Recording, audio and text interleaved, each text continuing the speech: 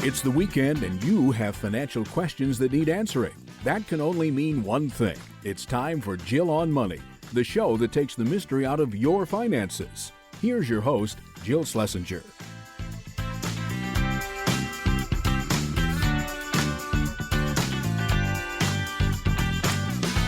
Welcome to the Jill on Money Show, the program that takes the mystery out of your financial life. We do that by having conversations with you. So let's start the program with John, who is somewhere on the Pennsylvania Turnpike, and he is not driving. You're in a rest area. Is that right, John? That's correct. Thank goodness. Okay. So the pressure's off. What is going on? How can we help you out? Well, my wife and I are in our early 60s, and we're really starting to debate whether it's time to go, whether it's not time to go, and whether or not we need a CFP to help us make some of the decisions. We've been pretty good savers. We've got a low mortgage, but we're just not sure what the right time is. Everybody in our peer group seems to say, wait till 70, but we don't want to wait. We're both cancer survivors, and so we're not expecting to live as long as our peers might. You know, first of all, I think it's great that we have this peer group where we're all talking to each other about whatever's going on. But I also think it's important to take a step back and be like, okay, that's good for them, may not be so good for us. So First of all, how old are you, John, right now? You said you're in your early 60s. So let's do the precise ages. How old are you? Sure. I'm 63, turning 64 in a couple of months. Okay. And your wife? 62. Okay. You're both working full time. Correct. How much do you guys earn together? Together, it's $304,000, and that's not adjusted gross. That's gross. Okay, I gotcha.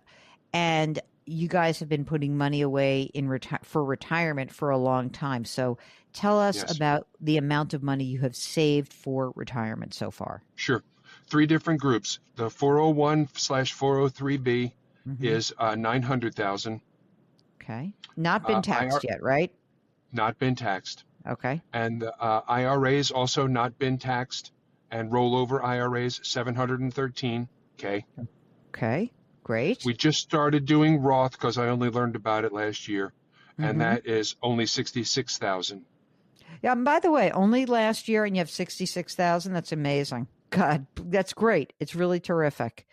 So those are your 3 big chunks of money. Are either of you going to be entitled to a pension? No. Well, sorry. I mean, there was a little sadness. I saw that sad face. How about money that's not earmarked specifically for retirement, other money that you guys have saved? We have about $4,000, $5,000 in the checking and our savings account, which is our overflow, like, what do you call that, balance protection, so that nothing bounces. And then I have an alley account of $25,000, which is, ready to go whenever we need it. And then because I was concerned we didn't have a big rainy day fund, I took out a $100,000 HELOC, which we haven't had to touch except for, significant, like the roof had to be repaired. So is there anything outstanding on the HELOC right now? Is it that $18,000 or do you paid it off already? I paid it off already. Okay. How much is your house worth? About $750, but of course we would only wind up getting $700 by the time, fees and all that stuff. Sure. Do you like it? Do you want to stay there? We really do. It's too big. It costs too much every month, but it's like our little paradise. All right. Well, let's try to keep you in paradise. Okay. Do you have a mortgage that's outstanding? Yes, $124,000 at 3.25%, because I know you always ask that. Love that. Any other assets, rental property, vacation property, something else, a drawer full of crypto, anything out there? No, I have some collector quarters and half dollars, but that's about it. That might be worth more melting down for whatever the metal is worth soon. Okay. I'm afraid so. Now, here's an interesting thing to consider. If you guys were to call it quits, what are you thinking in terms of health insurance? Like if you said, I want to be done at the end of this year, obviously neither of you is 65. So what would the game plan be for that? We don't have a plan for that. That's why we thought we might be stuck waiting until 65. Okay. If you were to look at, it seems to me like you're saving a lot of money. and you make, Yeah. 300 grand, but Yeah. do you have an idea of what you actually need to live on? Like not Yeah. like the basics, everything. Like what are the expenses, do you think? Yeah, I've got everything in our monthly household budget, including $250 for co-pays, et cetera, but I don't Mhm. have a quote medical plan in there. And that Okay. comes just under $11,000 a month. Because of I'm going to ask you a hard question that is always feels weird to ask, but I'm going to do it anyway because you said you're cancer survivors. Do each of you have a different life expectancy than if you never had cancer? Do you have an actual or is this like, hey, I had thyroid cancer, they got it, I'm done. There's no change to my life expectancy. How do you look at that?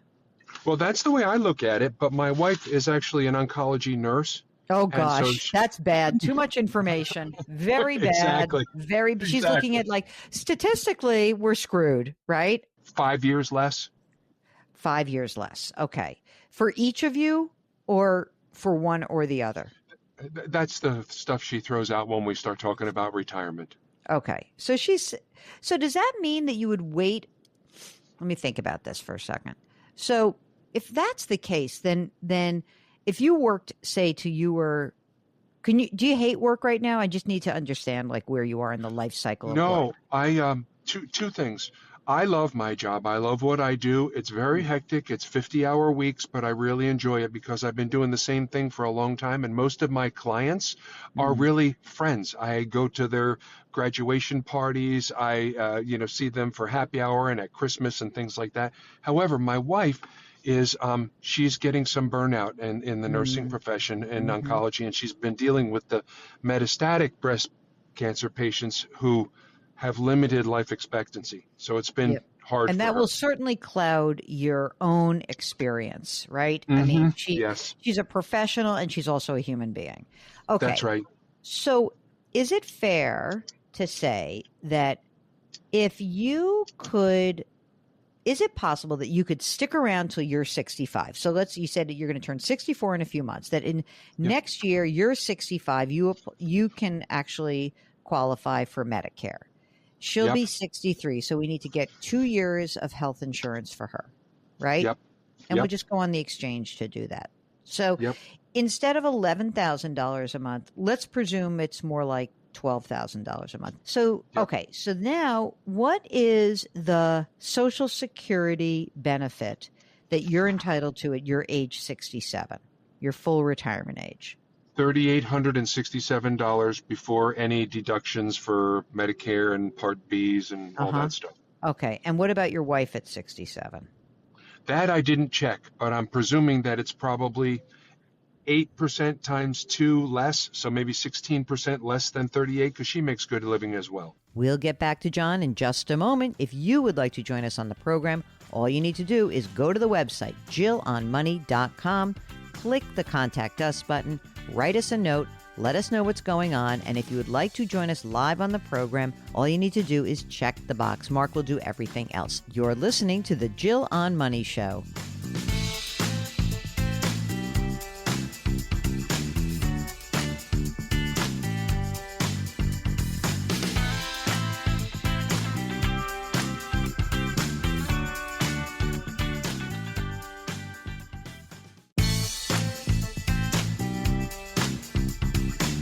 Back to Jill on Money, where Jill Schlesinger helps you take the mystery out of your finances.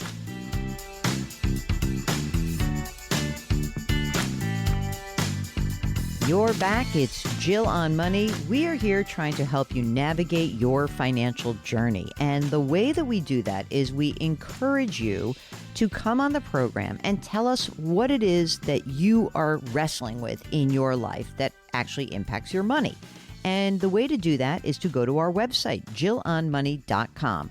Click the Contact Us button. It's in the upper right-hand corner. write us a note. And if you'd like to join us live, then you just check the box and Mark will do everything else because he is the best executive producer in the world. While you're on the website, you can sign up for our free weekly newsletter. It comes out every Friday, a wonderful way to tune up for this program. You can also check out our subscription service. It's called Jill on Money Live. That's where you have access to quarterly live webinars, the entire back catalog of those webinars, and bonus audio and video content, all for $45 for the next 12 months. It's called Jill on Money Live, and I think you will enjoy it. Right now, let's get back to John from Pennsylvania. You know, between the two of you, let's say that you have a couple of years where you need to pull money out of the pre-tax retirement stuff, right? The 401, the 403B, the IRAs, that 1.6 that hasn't been taxed yet. We're going to have to pull money out of that to live on. That's okay. But then we do that for a few years. Then when you are 67, we take a little bit, we don't have to take as much out. When she turns 67, even less. The question is there really enough money saved to float you? Because I think that you'll probably have about half of what you need. You'll have, you know, say net $6,000 a month. We're talking in today's dollars. Like, okay, so I'm just going to boil it all down. Like if you needed 12, you'll have 6. I do have one.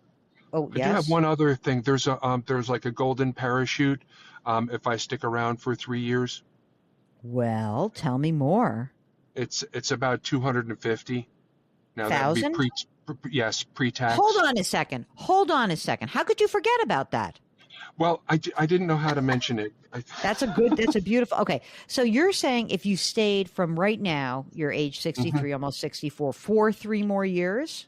Yes, to my full retirement age, which is, I think, the kind of trail that you're moving down. Yes. And now how does that get paid out, that 250? Unknown yet. We're still hashing back and forth the narrative and the letter that goes with it. I love this. Okay, so the reason why that's so fabulous is that your wife will be carried on your insurance for 3 years. Oh, right. That solves a lot of problems for me, right? Yep.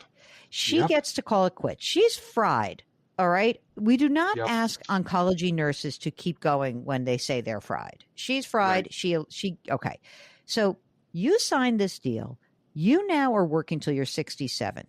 She is on your insurance. When she turns 65, she'll register for her Medicare, but she's going to be carried on your insurance until your age 67. Fantastic. This now brings us back to our $11,000 a month. And also you're saving money along the way for the next few years. Can you live on just your salary, do you think? What would if you signed this 3 more years, sign up for 3 more years, how much are you earning just on your own salary? My take home brings home only about $6,200, but that's because I'm maxing out the 401k contribution to about $31,000. So what's that do? That's another $30,000. So that would be more like $8,000 a month is what you would really take home if we don't. Right. If we stop putting money away. Right, a $3,000 deficit that we'd have to pull out of a particular retirement fund. I think that this works really well because what you could do is, again, you're still working. You could pull some money. Because we're going to have to pay tax on this stuff anyway. So you keep working. Right. You pull what you need out of, let's say, the IRAs for all intents and purposes, or whatever. We can pull it out of hers, yours, does not matter. You fund the gap, does not matter. And then when you get to be 67, you're going to claim Social Security, and then you're going to pull more money out of these accounts that haven't been taxed so that you can pay your bills. Then she comes along, she claims her Social Security, same thing. And now we're basically done. And I think that it also relieves me of that little pang that I have, which is I want to make sure you guys are covered because your health is very important and you want to make sure you've got good coverage and the doctors that you like to see. So if you can just stick to your own health care, keep doing that. I think that this makes a lot of sense. Your bigger question of, do you need a certified financial planner? How much do you and your wife like doing this stuff? You're investing on your own, but do you like managing this, or is this something you find interesting or intriguing? I enjoy it. She does not pay attention when we're doing it, and Mm. so I have begun doing some arm twisting and have met with a CFP about having them do that, the snapshot where they Yes. give them all the numbers and all that stuff, and it's a Yep. few $1,000s. I want to get her involved in there so she has a resource if she doesn't have an answer if I'm not there. I love that idea. And also, Mhm. because she is used to being involved in relationships where you need both people like listening, but only you know that only one person is going to grasp the information. Right, right. You need two sets of ears on this and two Yep. sets of eyes. You need her to say, you need to say, babe, I know like when you're talking to patients that either the patient or the spouse is just freaking out, or maybe there's even another person in the room, but like we need both Yeah. of us here to just be on top of it and make sure that we're hearing the same thing and Yep. understanding what comes next. I'm not She's very sure. familiar with that. Yeah, I think that to me is really one of the great benefits of starting a relationship and having both people involved. That you just both are on, oh, okay, yes, this does make sense. Also, I think she'll feel, I don't know her, but I think that Right. when you're contemplating these big changes, it's really is nice to know that there's another person, a professional involved that is giving you the information you need in the way that you can hear it. If you're working with someone good, that's what they do. They meet you where you are. And so Okay. I think it's all doable, John. So Ah, yeah, breathe. But I love yeah. the 3-year game plan. When you get the details on the 3-year, like, hey, please stay, John, we love you so much. Here's your 3-year Yeah. game plan. It will be interesting to hear from them how that would be payable. So if you want to get back in touch with us about that and just have us Okay. weigh in or see how that factors in. But if you're going to be working with a CFP who's going to, grind out some numbers, they will do that as well. Of course, I would be remiss if I didn't ask you this. I ask everybody, so it's not just I cancer know. survivors. You got those I documents know. in place or not? We have life insurance, but we do not have our wills in place. Oh my God, you're the worst. You're the I know. worst. Come I knew it on. was coming. Two I knew it was coming. cancers. Mark, 2 cancer survivors, no docs. Well, I guess your wife thinks she is going to live forever. Good for her. There you go. That's good to know. It's nice. It's tell her that there's like, it's not like, oh, you magically are put into your estate documents are all done just because you've done this good work of being an oncology Right. nurse. You The actually living have to will do it. doesn't count. Right. No, Nope. no. I mean, I'm sure she's very good at having the document that says pull my plug, but everything else. Do you have adult children? Yes, they're adults, 30 and 27, and we will wind up helping them at some point because we can't understand how a young person's supposed to get a toehold in the housing market with the Mm. way things are currently. Well, they probably won't. Are they on their own right now? Or are they, No. working? One one is out on his own, just kind of, I don't know what you call it, treading water. Yep. And then the other one is at home. His office is upstairs in the guest bedroom, and he's a mad saver. Oh, that's nice for him. Tell him he is not going to find a partner in life if he lives with his parents for much longer. That's That's what I big said. negative. On the swiping sites, lives with mom and dad. No, I mean, you may be the nicest people in the world, Right. but really not going to happen. So we got to get him out of there. I told him there's no cute girls with a good personality rolling through our basement. That is awesome. All right. So let us know if we can help you out with that other stuff, John. Good luck. And now it looks like you've got a 3-year game plan. It's exciting. And now your wife can retire, which is great for her. If you need some guidance or assistance or want to plan out a few different options for yourself, go to JillOnMoney.com and click the Contact Us button. It's the Jill on Money Show.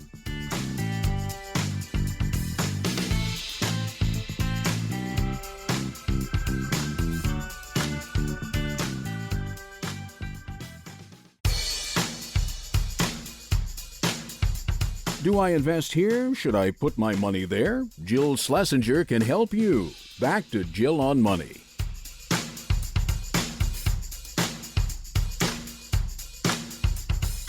You're back. It's the Jill on Money Show. This is the program that's trying to help you make better and sometimes just less bad financial decisions. Now, if you miss any part of this program, you can always go to the website, JillOnMoney.com, and click the radio tab, and you can hear whatever you missed. There are also other things that we do. We have 2 podcasts. One is called Jill on Money.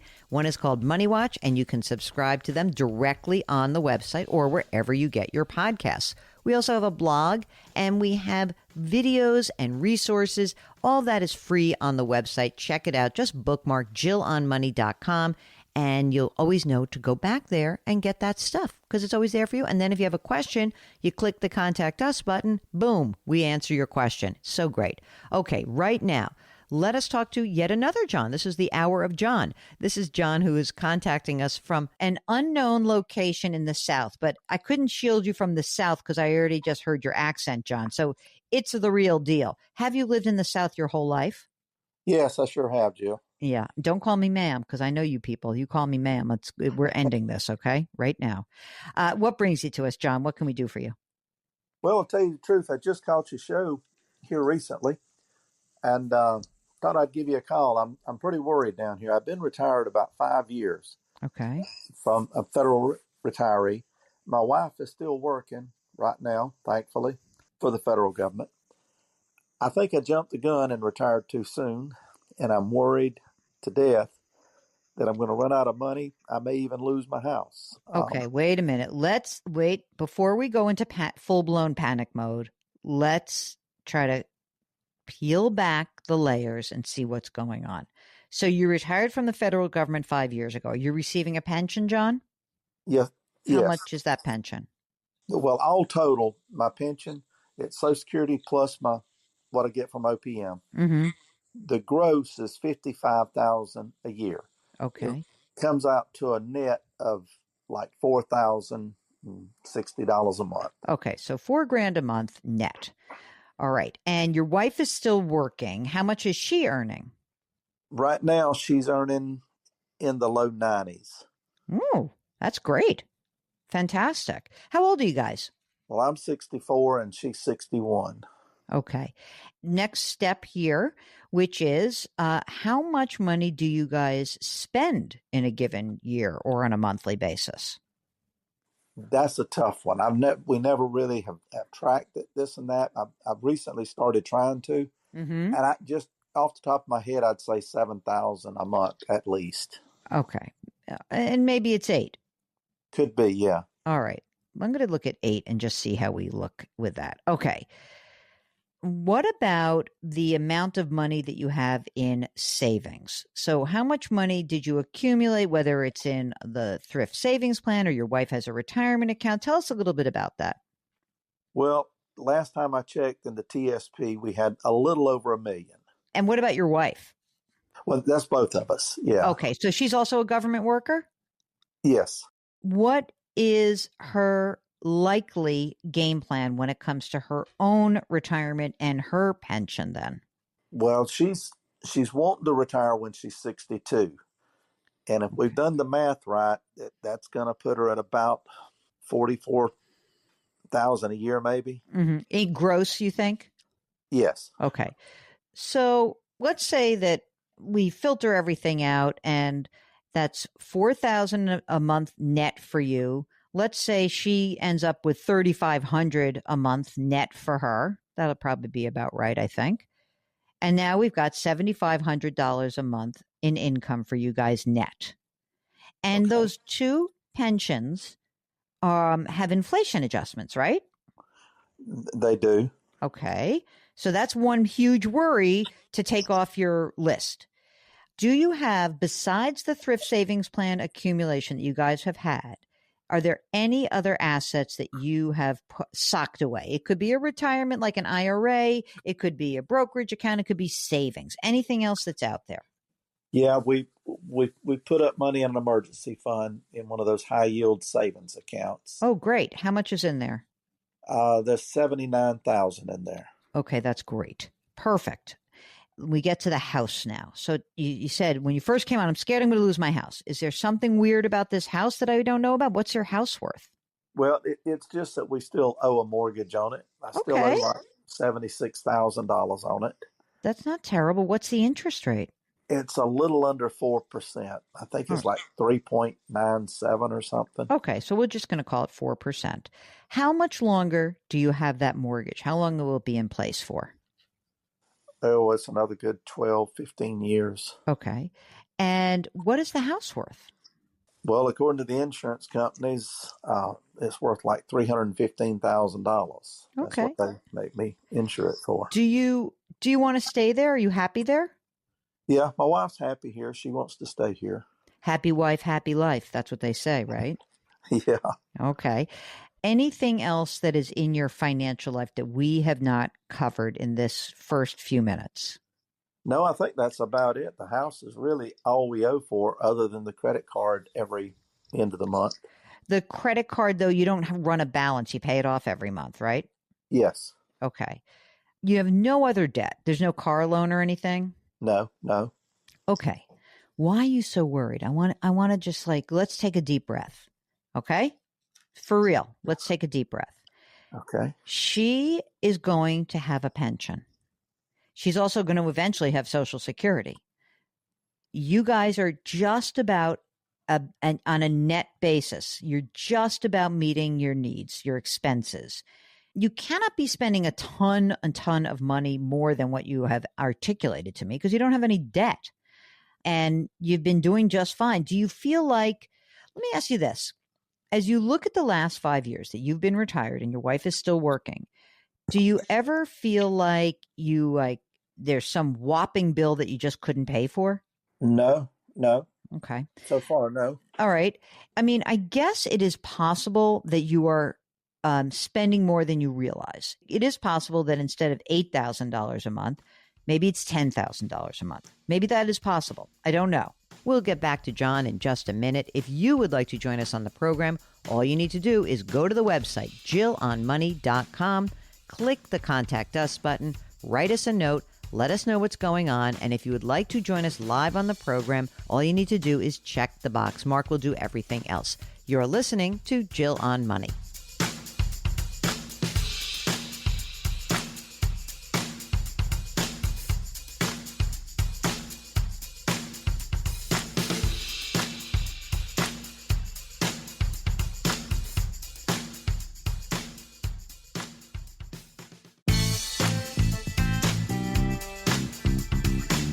If you've missed any part of the show or want to check out a past show, go to JillOnMoney.com for more great personal finance content.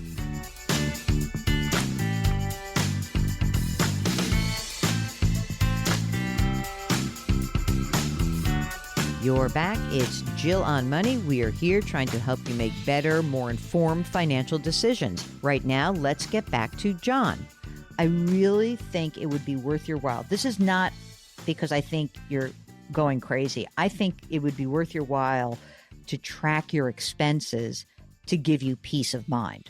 I think you're probably okay, but I think that you're driving yourself a little crazy because you don't know. And the unknown is the scary part. So instead of saying to your wife, oh my God, babe, I love you, but you can't retire till you're 65 because I'm scared, get your arms around what is going on here. Because in my mind, if you're spending even, let's call it $9,000 a month, that means, just to do the math with you, let's say you're spending $9,000 a month and you only have $7,500 a month coming in net. The other $1,500 a month that would make up that gap to get you, from, $8,000 to $9,000, right? That other money would come from your thrift savings plans. You would pull the money out a little bit at a time. It doesn't have to be big. You might start with yours since you're older and this money hasn't been taxed yet. And you might say, I'm going to pull some money out. Are you in the thrift savings plan? Are you mostly in stocks? Do you have stocks and bonds? A little bit of everything? Well, that's my problem. Since I've retired, I did real well through 2024, and then I got a little worried here back at the end of December, and I put all of it in the G. I've kind of dabbled back in. I'm just minuscule in the C, the S, and the I right now, like 20%. Okay. 80% in the G. Okay. So you panicked. Yeah. Okay. But thank goodness okay. I did when it was up. Yeah, exactly. Okay. So if you took $25,000 a year out of your combined thrift savings plans, you would more than cover whatever gap you have. You'd be fine. We do need that money to grow. We definitely do. You can't Right. afford to sit in the G fund, because if you had 2 million, I would probably say, yeah, you could. What's a big deal? But I think that what might help you to know is that, like, mathematically, from a thrift savings plan, which has $1 million in it, in just a balance, like 50-50 portfolio, not 80% stocks, but a balanced portfolio, you'll grow this enough. It will keep up with you. You hopefully live for 30 more years. Everything is good, but it should be able to cover whatever the gap is between your pension, Social Security, and your expenses. And the only thing that I will just say is that to get your arms around the expenses is important, because this won't work if we've mistakenly undershot your expenses. Meaning that if it's 8,000, you think it's 8,000, and I say, oh, maybe it's 9,000. If it's really 12,000, then we have to revisit this. So you have two bits of homework for yourself. One is just track the expenses, or look at the first 6 months of the year. We're at a halfway point, right? Pull Right. up your credit card bill, pull up your bank statement, look at everything and say, where are we? Where did the money go? And look at it. And maybe you'll say to yourself, well, this doesn't account for a vacation that we're going to take, or this, that, and the other thing. Try to get your arms around all of those expenses.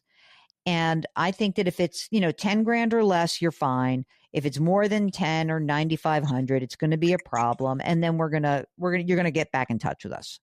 The other part is you've got to get a plan to put that money back into the market. Eventually, when this is all reallocated, you can be 50% in the G fund, maybe 5% in the S fund, and 10% in the international, and the rest goes into the large cap. That's it. And then you're sort of 50-50, right? 50 in the G, 50 in the other stuff. You should be in a place where half of your money is at risk, and it's scary when it goes down, but you don't need all this money at once, but we do need to grow it. We need this to last for 30 years. Okay. Yeah. All right. And then at some point, that mortgage is done, which is great, and you should be fine. Okay. Well, You really should be. I don't want you to worry. I feel like you're worrying sick, and we don't even know if you have anything to worry about yet. you've been a ton of help. One thing I didn't mention, I do have mine split like this crazy, but I have hers 100% in stocks. Oh, well, she's crazy, and then you're crazy. So now that's fine. So what you can do is same thing. You both should be more balanced investors. Does she like risk? Is she into this or not? You can tell me the truth. She's like, yeah, if I change it, she'll kill me. She loves risk. No, she's not crazy about risk, but she doesn't want to lose the money. Okay, so let's same thing. Half of it in the safer stuff in the G fund, the other half spread out among the riskier stuff, the stocks. Okay. Same thing for both of you. Now, the longer she works, the better this goes, obviously, right? The pension Right. amount increases, but don't force her to leave until you really understand what these expenses are. We don't have enough information for you to be in full blown panic mode. What I want you to really understand is that you are going to take control of this. You will absolutely be able to do that. Okay. Okay. And we just need you to, again, get your arms around the amount of money that you're spending. That's really important to me. Okay. All right. Makes perfect sense. And I think that you're going to be in good shape. All righty, Jill. I really appreciate it. If you'd like to join us on the program, all you need to do is go to JillOnMoney.com and click the Contact Us button. We'll be right back.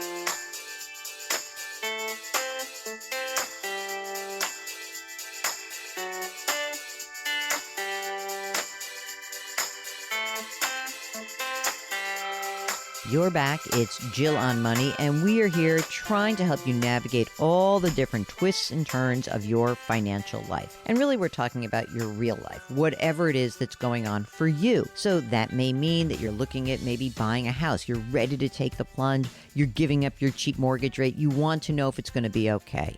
We'll let you know, or at least we'll help guide you. Or maybe you're thinking about retirement, or maybe you're just beginning your financial journey. You don't know where to start. I'll tell you a very good place to start at our website, jillonmoney.com.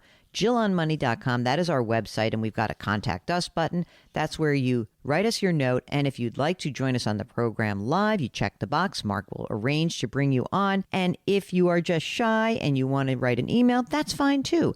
That is what Andrew did. And Andrew writes, how do we prepare financially for eventual permanent disability? We are both in our mid-30s, no kids. We rent right now. We have about $450,000 scattered among retirement, mostly Roth accounts, as well as brokerage and savings. My partner will likely be disabled and won't be able to work in about 10 years. Are there special accounts, investment structures that we should consider looking at? First of all, Andrew, I am so sorry for you and your partner that you are staring down the barrel at something so scary, and I think it's very brave of you to contact us. I think you continue to do exactly what you are doing in that you use retirement accounts to the best of your ability, but also using a brokerage account, money that you can get to before age 59 and a half, especially for your partner, that could be something that is also very viable for you. I wonder whether your partner has disability insurance through work. That's often one of the key components of the benefit plan. And if so, I would familiarize myself with that plan and what has to happen prior. And of course, if you happen to have private insurance, boy, that's even better. But you're going to have to do some planning, so maybe you work with a financial planner to help you out. I hope that helps. You're listening to the Jill on Money Show, and we'll be right back.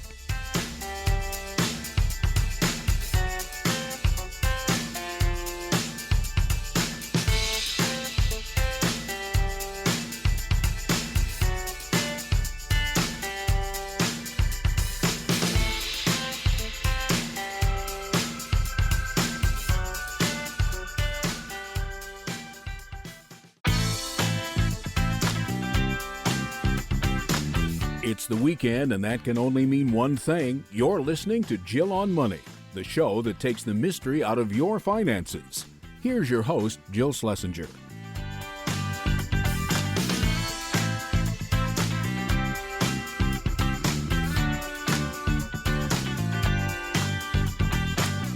Welcome back. It's hour number 2 of the Jill on Money Show. We are here trying to help you make better, sometimes just less bad financial decisions. If there's something going on in your life, something that is really big or really small, whether you have a lot of money or not so much money, Mark and I are here for you. We are both certified financial planners. We love that we have this holistic approach to however you are approaching your financial life.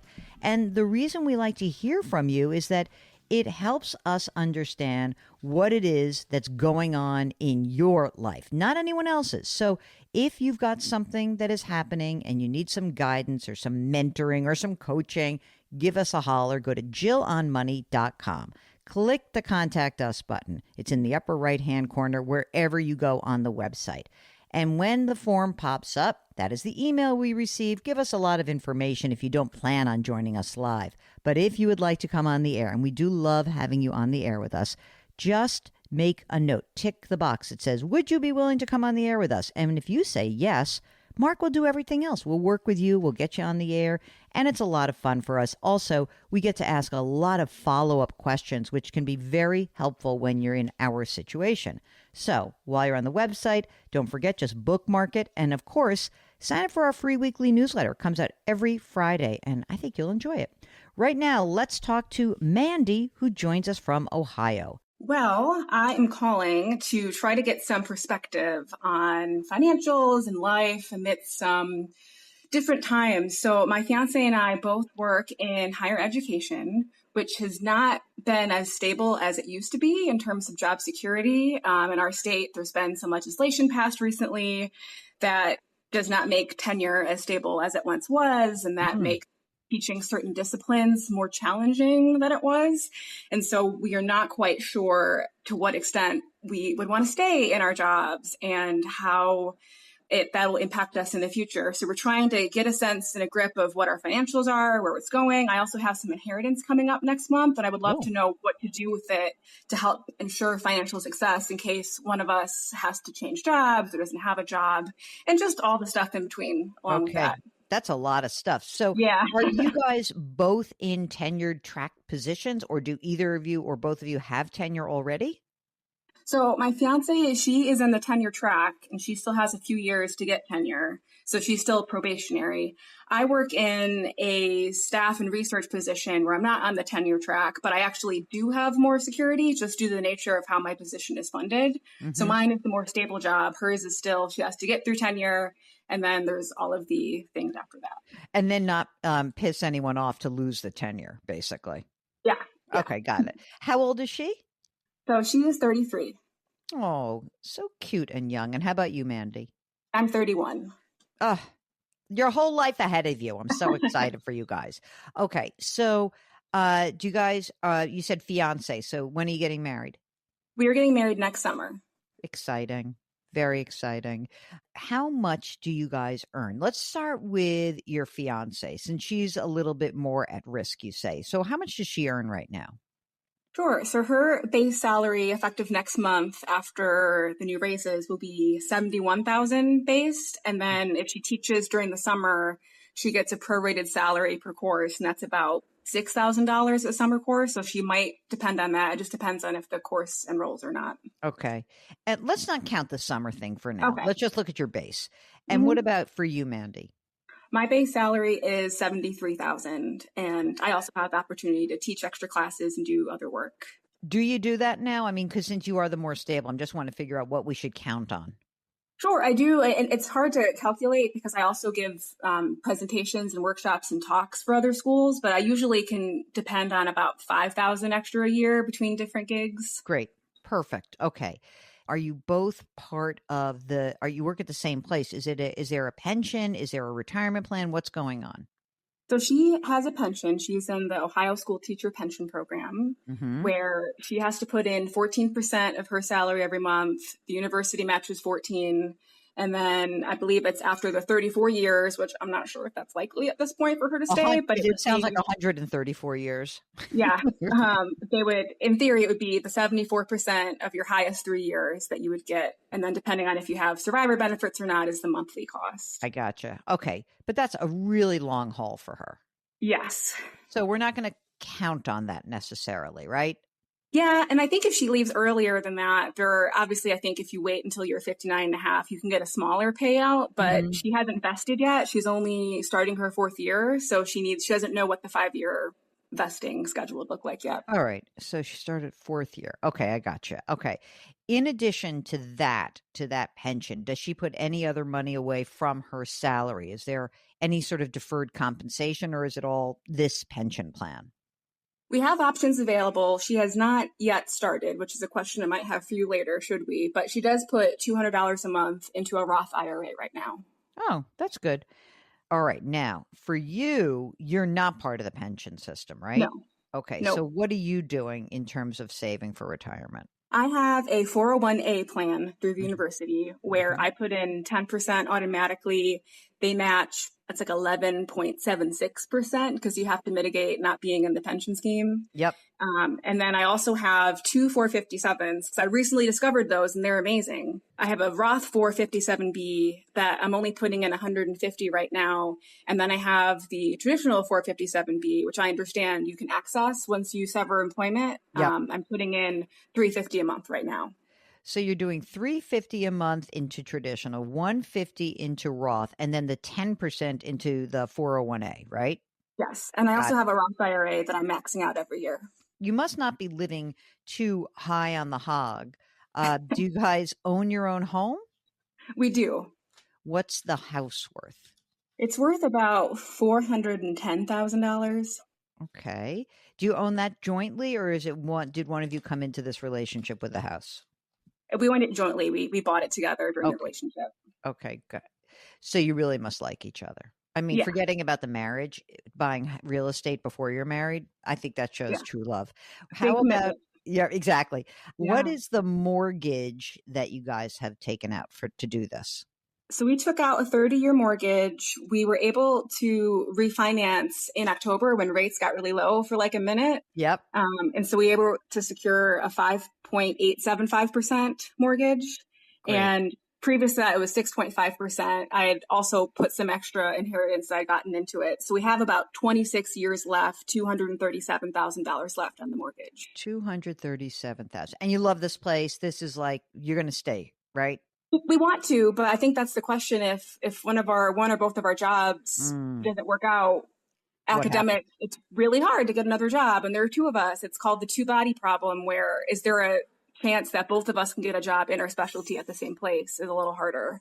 So You've in already theory, we want to stay, but we might not be able to. Okay. All right. Fair enough. We'll get back to Mandy in just a moment. If you have a financial question, just go to JillOnMoney.com, click the Contact Us button, write us a note, and if you'd like to join us live, check the box. Mark will do everything else. We'll be right back.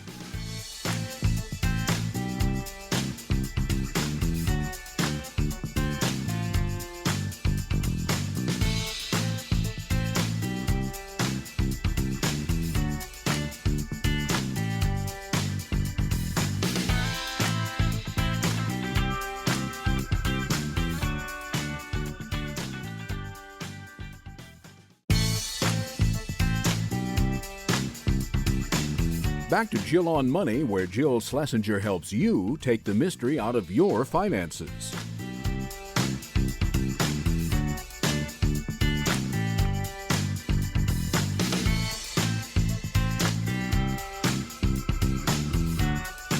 You're back. It's Jill on Money. We are here trying to help you make better, sometimes less bad financial decisions. If something is going on in your life and you're contemplating a change, or maybe just want to know if you're on the right track, or you're just starting out, give us a holler. Go to JillOnMoney.com and click the Contact Us button. Hey, while you're on the website, a couple of things I'd like to point out. We have 2 podcasts. And for those of you who are not podcast aficionados, podcasting is very easy. It's just going to find the audio that you seek whenever you want to listen to it.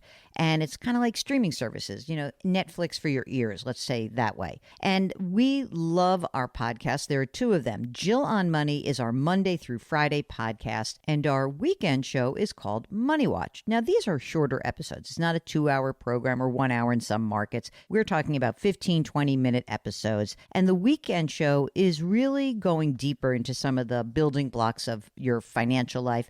Monday through Friday, it's all about the listener, and we do have to have some very smarty pants listeners, just like with this show. Anyway, you can subscribe to those podcasts on our website, or you can do that on the Odyssey app or wherever you find podcasts, or maybe just find somebody in your life who's a podcast listener and say, can you show me how to subscribe to Jill on Money and to Money Watch so that I can get more Jill and Mark? All right, maybe you don't need a lot more, but anyway, it's there for you if you would like it. Right now, let's get back to Mandy from Ohio. Let's just do a little bit of the dollar amounts, because you said you guys have put a lot of money away. And for her pension, do you happen to know what her pension value is right now? Right now, it should be worth around $40,000. Okay, and then let's do her Roth IRA.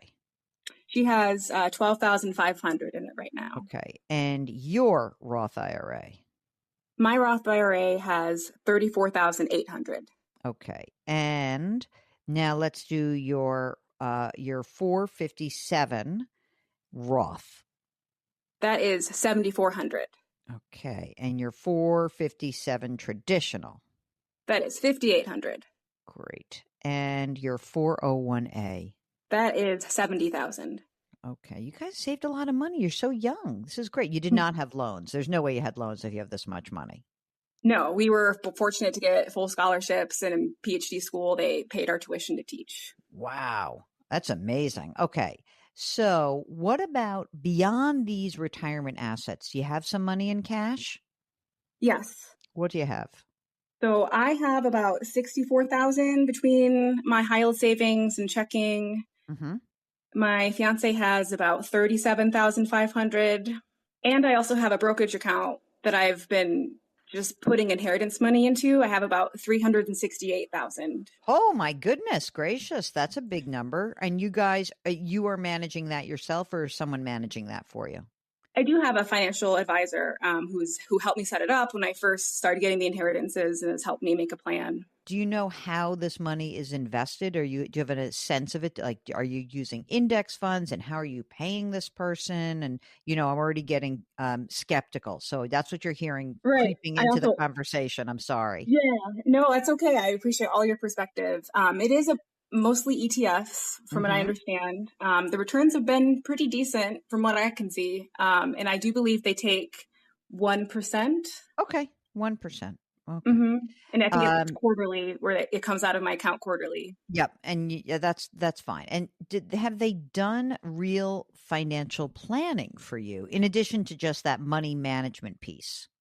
I would say yes. They want to meet with me every 6 months or so, and we talk about some of my goals. Mm-hmm. I would ask questions randomly, like, "Is this a good deal for refinancing a mortgage?" And they would give some input. Mm-hmm. Do they do like retirement planning scenarios for you, or have they outlined any like a real financial plan? Is it the Monty Python or? Wait a second. This is the best. Okay. So the Monty Python is the Monte Carlo Oh, okay. simulation, which is fantastic. That's the best thing I've ever heard. I cannot wait to tell some of my I'm advisor trying. friends. I'm an English person. I'm trying. I love it. It's the Monty Python simulation. That's what I'm calling it from now on. I'm going to always say, like Mandy from Ohio, as she says, it's the Monty Python simulation. Okay.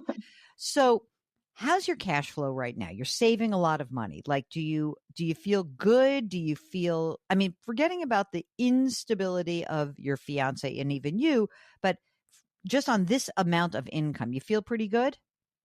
I think so. The house has been a bit of a surprise in terms of the cash flow required for that. I mean, we just had a plumbing leak last week, and that was $600. We Mm. have ash trees that need special treatments every 2 years, and it's like $1,500. Oof. So, on the most part, I feel like we have enough money to put into our respective saving, but some months we have almost no money left. But of course, previous months we might have some more left over. Mm-hmm. So we're managing based on what we have. I mean, I think you're saving a ton of money in these That's retirement accounts. You're really doing a great job. Fantastic. And you've got cash of 100 grand. So that's good in case one or both of you were to have a change in your jobs.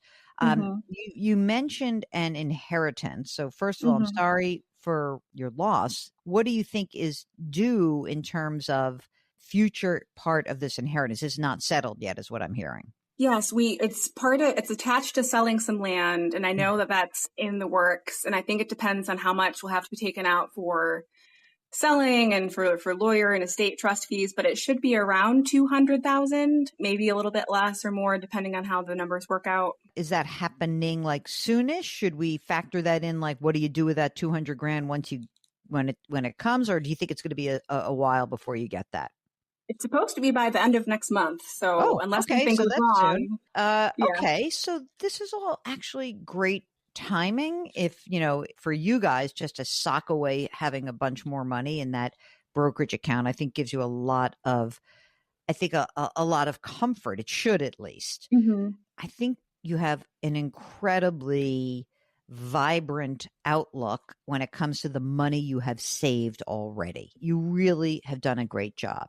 So let's now talk about like what would happen if we're going to talk a little bit about your hmm plan B. Okay.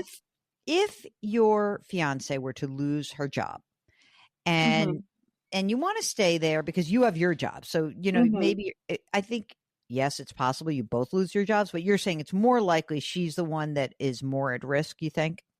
I think, and even if her job is still there, it just might not be what she thought it would be when she first joined the ranks, and it might not be desirable to stay. Okay. So if she were to switch her career, maybe even get out of academia, because that often hmm is like, okay, that's enough of that. hmm What do you think she could earn that, again, be reasonable. Don't hmm have you guys move to a whole new place, but like in your area, could she earn instead of 70 plus a little stuff on the side, could she earn 50, you think? I would say so. Probably working on a nonprofit Mm-hmm. in Okay. areas that are aligned with her interests. Okay. That's great. I mean, I think that what you really need to do is make sure that, if that were to happen, you don't take too much time in between Hmm. jobs. Like she should Okay. probably be looking right now just to like have in her back pocket. Maybe she's going to find Hmm. something she likes better, Hmm. especially if she's sort of disenchanted with what Hmm. she has been doing. Then there's no reason to stick around for a pension that is just, you're not staying there 25 years if she's not that Hmm. happy. It's just not Yeah. happening. So let's try to like at least suss out if you were to stay where you are and she were to lose some of that income instead of 70 Hmm. plus, she's making more like 50, then Hmm. she would probably, I think the difference would be in your long-term planning would be is that the money that was going into the pension, that 14%, she instead of doing her 14% into that pension, she'd probably do, you know, 14, 10, 12, let's say even 10% into whatever Hmm. retirement plan was offered to her. There may or may not be a match, but you guys have a lot of money already. You really Hmm. do. We would just have to look at your cash flow. We'll wrap up with Mandy in just a minute. If you'd like to come on the air, just go to JillOnMoney.com and click the Contact Us button. You're listening to the Jill on Money Show. We'll be right back.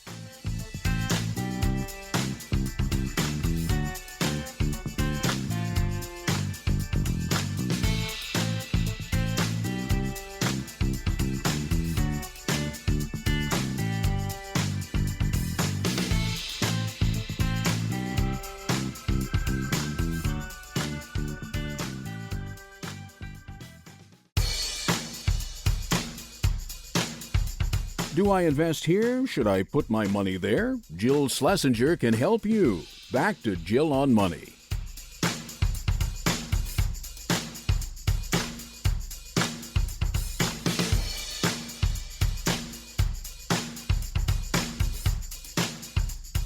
Welcome back. It's the Jill on Money Show. We are here trying to help you make better, less bad, more considered financial decisions. And so many of the things that you're confronted with in your life have to do with your money. Maybe it's where you live. Maybe you're a renter and you're dying to buy. Maybe that doesn't make sense for you.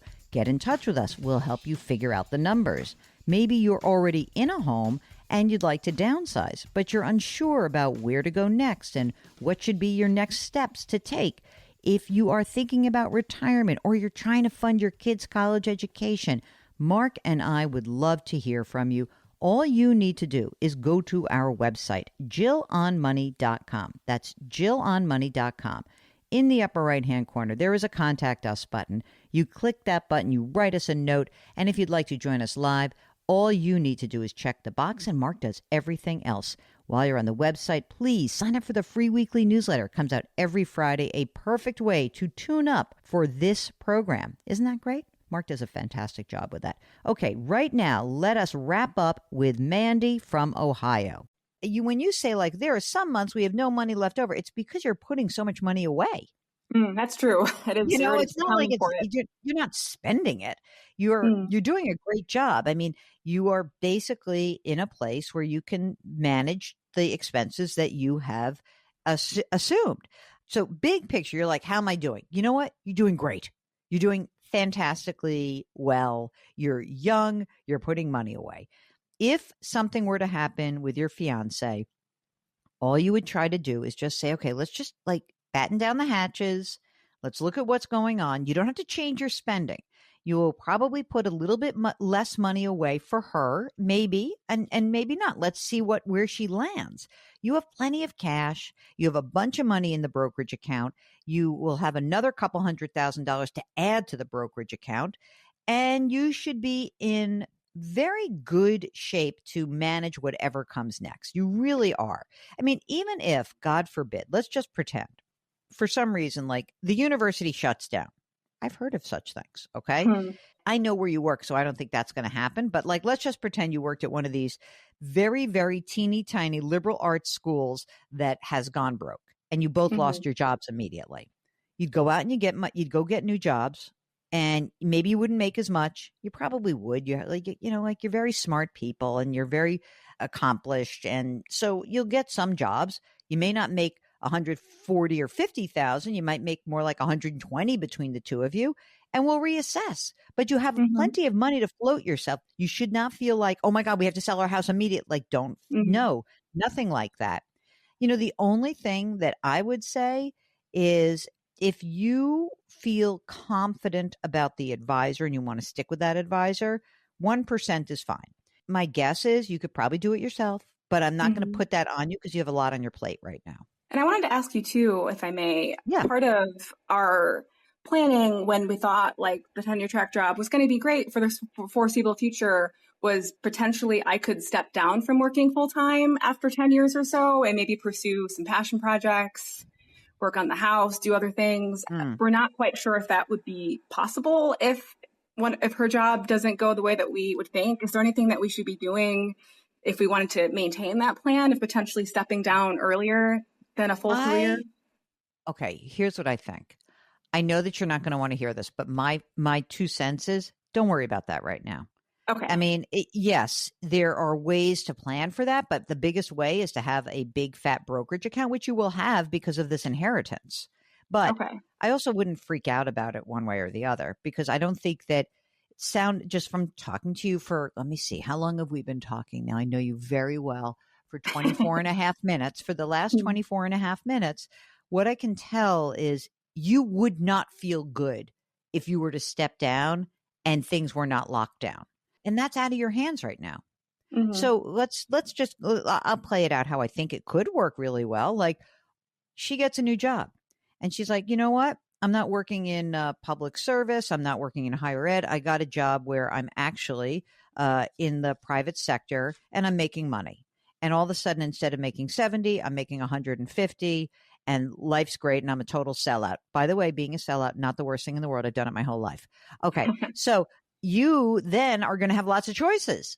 But if she gets, if she leaves this job and we've said, she's making 50 in 10 years, are you going to really feel like you want to step down? I doubt it. I just doubt that that's going to be the case. But, you might have the opportunity instead of saying like, I'm going to do nothing. You might say, I really hate my job. And maybe at that point in 10 years, you're making like 85 or 90 and she's, reestablish her career in a different way. You might say, do the same thing, which is now instead of saying I'm not working, you might say, you know what, I could work in a different job and earn less. But we don't know the answer to that right now. And that's okay. I mean, you're so young. If God, I'm going to sound like an old fart right now, but here I go. When I was, 30 years old, I had no idea that I was going to be in the media. Okay.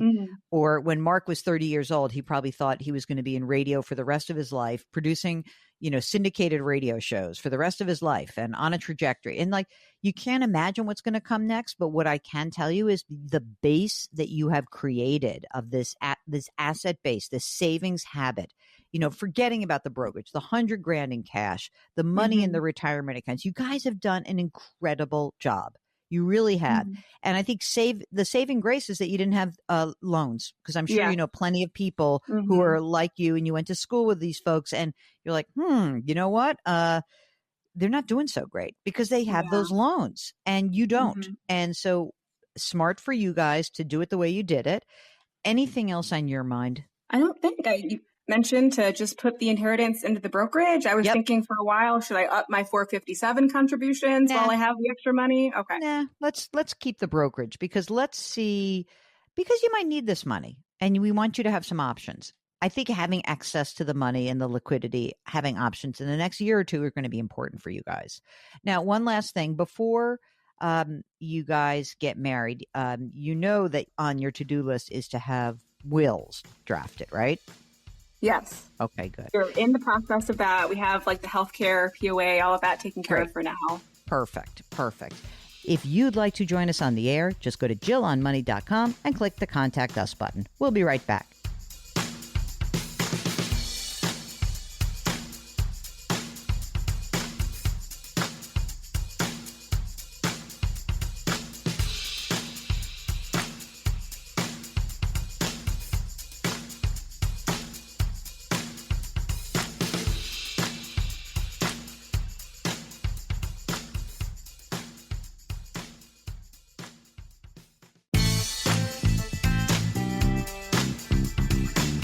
If you've missed any part of the show or want to check out a past show, go to JillOnMoney.com for more great personal finance content. You're back. It's Jill on Money. We are here answering your financial questions or helping you navigate whatever journey you are on. Right now, let's talk to Lewis, who is in Idaho. So, Lewis, hello. Welcome to the program. What can we do for you? Hello, Jill and Mark. Thank you for having me. Of course. What's happening? Well, I'm one of those do-it-yourselfers, and I just want to know that I'm thinking inside the box or I'm doing the right thing. Okay, sounds good. What is the thing that we are contemplating now? Well, my plan is to retire at 59 and a half. Okay. Lewis, how old are you? 54. Are you married or singled or partnered or anything like that? Single, no kids. And you're still working full-time right now? Yes. How much did you earn? Well, altogether, I earn about $90,000 a year. Okay. What do you mean altogether? Well, I make about $60,000 on my job right now, and then I have a military pension. I make about $30,000. Wow. All right. So, and that military pension is for life, correct? Yes. Okay, I got it. And tell us about how you have saved for this 5.5 years from now. What's piled in the retirement accounts and non-retirement accounts? What are you doing? I don't have a lot. I have a little TSP from when I was in the military of about $60,000. Okay. And then I have a Roth IRA with about $300,000. That's great. Amazing. Okay. And the TSP is a traditional, right? Correct. Okay. What about cash, just money on hand? I have about $30,000, and that's combined with the high yield savings and some CDs and regular savings. Great. And what about any brokerage account, any money that is invested that's not in retirement? No brokerage. Okay. How about your house? Do you own it? Do you rent? What's going on? I own my home. It's worth about $350,000. Okay. Is there a mortgage still? No mortgage. Oh, that's good. And just one home, rental property or vacation home or anything like that? None of those. Okay. Aging parents that you have to worry about or siblings or anyone you have to take care of? No one I have to take care of. My parents are retired and doing fine on their own. So here's the big question. How much money do you think you need in terms of just meeting your expenses? Well, actually, my cost of living is very low here. Being generous, about $2,000 a month. So wait, you mean you could potentially almost live on just the military pension? Yes. Amazing. What are you waiting for? I mean, oh my goodness gracious. So you're going to have the military pension, but then you'll also, and you have health care, right? So you can retire at 59 and a half and now you have health care through the military? Yes. Okay. So your health care is taken care of. You've got the pension. At some point, you'll claim Social Security. You'll get some amount of money for that. What's your Social Security benefit look like? Well, that's one of the things that I know might be a little contention is my plan was to start drawing at 62. And the reason... Why, are you in bad health? Well, my doctors say I'm morbidly obese. And, you don't hear about too many obese people living into their old age. Fair enough. What's the 62 number? 62 is about $1,200 a month. Okay, so I want everybody hearing this. I generally, and Mark and I believe very wholeheartedly that if you are in good health or if somebody is relying on you for your Social Security benefit, it is better to wait until your full retirement age. But as you hear Lewis say this, that with a healthcare issue, and we've had people who are cancer survivors who say, look, I'm not going to live till 80 years old. It's just highly unlikely. Then claiming early can be a smarter decision. Now, theoretically, also in Lewis's case, the $1,200 a month plus the $30,000 of the military pension, these two pieces together more than cover his needs. Is there another pension, Lewis, on the horizon, or is that it? Yes, I work for the state, so I'll have another pension when I retire. Oh my gosh. What will that be? That's going to be only about $1,000 a month. And these numbers I'm giving you are after tax. Okay, then you're in fantastic shape. Then I don't think there's anything to worry about at all. And is there some reason, I mean, I'm going to ask you in this funny way, like, is there any reason that you should wait till 59 and a half? Should we go earlier? Does your pension, that $1,000 a month, require you to wait till you're 59 and a half? Well, I was going to plan on taking some out of my Roth IRA at that time. Yeah. And between the Roth IRA, the military pension, and then my second pension, Mm-hmm.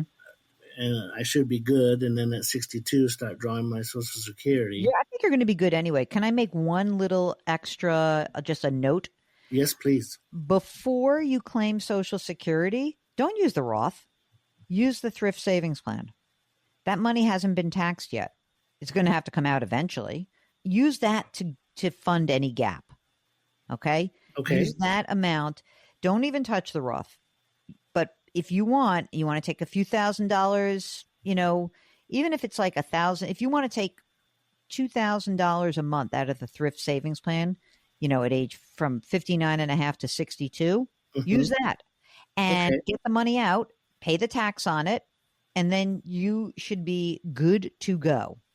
Absolutely. Now, because you don't have any heirs, who's going to be the beneficiary of this Roth account? Well, right now, it's my parents if they're still alive. Uh-huh.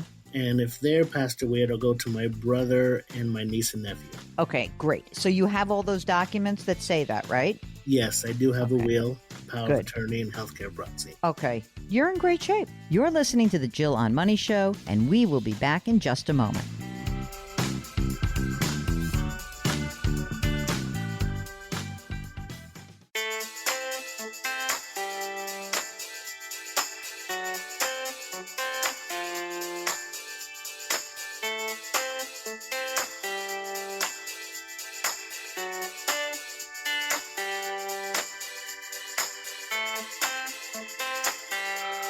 You're back. It's the Jill on Money Show. And before we conclude the show, just want to remind you that all of our content lives on our website. That's the JillOnMoney.com website. And Mark runs the whole website. He does a fantastic job with it.